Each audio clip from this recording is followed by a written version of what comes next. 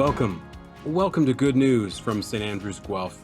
It is my pleasure to be with you again this week. My name is Reverend John Borthwick, and I'm the minister here at St. Andrew's in Guelph. And we've been really enjoying this opportunity of being able to connect with you and talk to you about some of the questions that you have and some of the questions that I have and this community explores each and every week.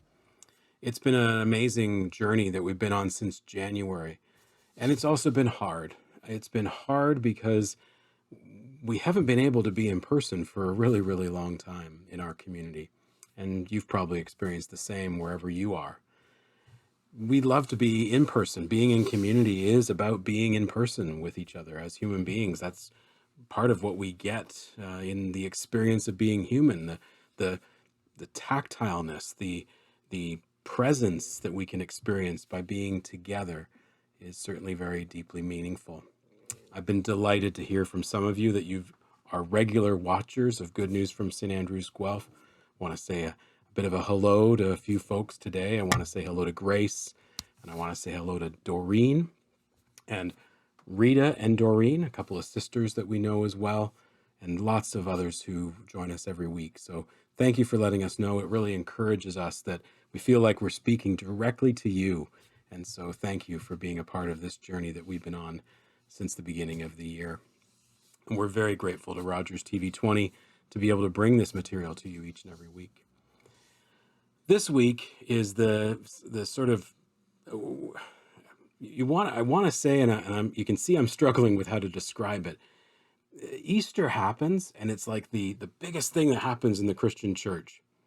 And then what I really love about Easter is that Easter has something it calls Easter tide. So in the church year, Easter has multiple weeks of time within Easter time. Christmas, again, gets a bit of a short shrift in the sense that there's Christmas Day, and then there's the first Sunday after Christmas, which pretty much everybody kind of wanders away from because they're, looking forward to New Year's and all those kind of things. And then we just get right into the rest of the church year. But Easter has multiple weeks of what this Easter glow, let's call it that, an Easter glow. And so what we experience in this Easter time, this Easter tide, is a variety of appearances of Jesus. Last week we talked about resurrection, and now we get to hear some of the stories of where he appears to his disciples and to his friends and to others. And so today I want to try to dig in the very short time we have together into this question that comes up as a part of one of Jesus' first appearances to his friends. And the question is, do I have to forgive? Do I have to forgive? Forgiveness seems to be an important aspect of following this Jesus. And I say that because there's a couple of interesting things that happen around the last week of Jesus' life and then when he's resurrected. The last words, some of the last words that Jesus speaks from the cross are words that say this: Father, forgive them, for they know not what they are doing. Jesus has been put on trial, humiliated, tortured in a way, beaten, suffers, put on a cross, crucified to die, and yet he has the capacity, the story that is told includes these words, these last words of Jesus, that our Father, forgive them, for they know not what they are doing. A guy who's being crucified in the same sort of triad of crosses as we understand it, a criminal, an outlaw, it's sort of said in different translations. One is mocking Jesus and, treating him poorly. The other one says, we are guilty of the crimes we've committed. This is an innocent man. And he says, Jesus, remember me when you come into your kingdom. And Jesus says, today you'll be with me in paradise. A kind of forgiveness kind of language. Remember me. Don't forget me. And then Jesus dies, and we had the celebration of Easter Sunday, and he's resurrected. He is risen indeed, and we celebrate. And what's amazing is at least to me, and maybe to you, is some of the first words that come out of Jesus' mouth, the first appearances that Jesus has with his friends, his dear friends, his disciples. I mean, consider where he's been if we understand the depth of our understandings of who God is and what the story of God is. We say these words in something called the Apostles' Creed.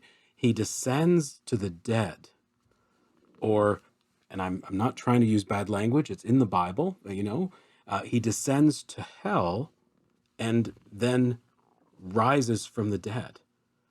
So literally, Jesus has been to hell and back and is now alive. And he chooses the first words to share with his friends, two things. The first, he offers them peace. In a way, it's kind of like those angelic messages that we hear often in the Bible when something supernatural has happened, an angel has appeared, and people are terrified, and they say, "Fear not," or "Be at peace, don't be afraid." And Jesus uses peace. He offers them his peace. But then this very next thing he says, even though he's been through this incredible journey, and the other curiosity is people don't seem to ask questions. I would have so many questions for Jesus, having been where I understand him to have been. But no one seems to ask those questions. So he asks, or he says this second piece where he says, forgive. It's a theme around forgiveness. He says, if you forgive people's sins, then they are forgiven. And if you don't forgive other people's sins, well, then they're not. A paraphrase uses this kind of terminology. If you don't forgive other people's sins, what are you going to do with them? And it seems to be interconnected to a variety of different other pieces within this story of Jesus, the story of God, and how we understand this walk with Jesus. So let me just say a few things around forgiveness, because forgiveness is hard. It's hard for a lot of us. It's not how our culture is generally wired. It's so hard to participate in for a lot of folks because it's bound up in emotions and hurts and pain. It's bound up in long sort of senses of being wronged and seeking justice. There's lots of stuff to unpack around this. But let me just say these few words as I engage with you today, and we're going to talk a bit about it in our service as well. So the first thing to say around forgiveness is that forgiveness is not just something that you do so easily that it's just a transaction. I forgive you and it's all over. In a way, as children are taught sometimes by parents who are trying to do their best, they'll say, apologize to someone if you did something wrong, and then the other person is supposed to accept that apology, and there's this transactional experience of that. For anyone who has felt that a wrong has been committed to them in some way and has sought forgiveness or wished for forgiveness from someone else, we know it's not that easy of a journey. It's hard. Forgiveness is not just simply forgetting or getting over something. It's not about allowing it to continue or to go on. There's this unfortunate way we've understood a story that Jesus tells about turning the other cheek. And some people layer that one onto the story and understanding of forgiveness. Jesus says that if, someone slaps you on one side of your face, you're supposed to give them the other cheek. And some people have said, we need to turn the other cheek. That's what Christians do. But there's a bigger story related to all that. And I think I've talked about it before, where this is more about equity, more about turning of the cheek meant that the person had to treat you like a peer, no longer as a slave or an underling. But if they wanted to strike you again, they'd have to actually treat you as an equal. And that was a massive shift, a kind of non-violent, in a way, revolutionary way of acting in response to violence. And Jesus was advocating that his disciples, the people who tried to follow him, would do such a thing. So forgiveness isn't about forgetting. It's not about allowing it to happen again. In a sense, forgiveness and the journey around that is really about acknowledging that something has happened, that, in the work of forgiveness, we need someone to say they realize exactly what they did.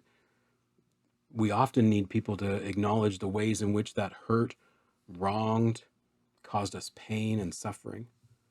And in some way, there needs to be some kind of restitution. That's a big word, but even a reconciliation.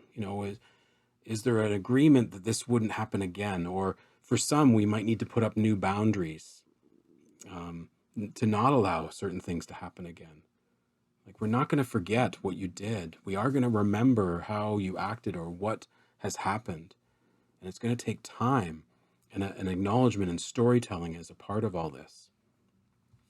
And these kind of things, why I think forgiveness is so hard for us is because we experience this on a very, very personal level.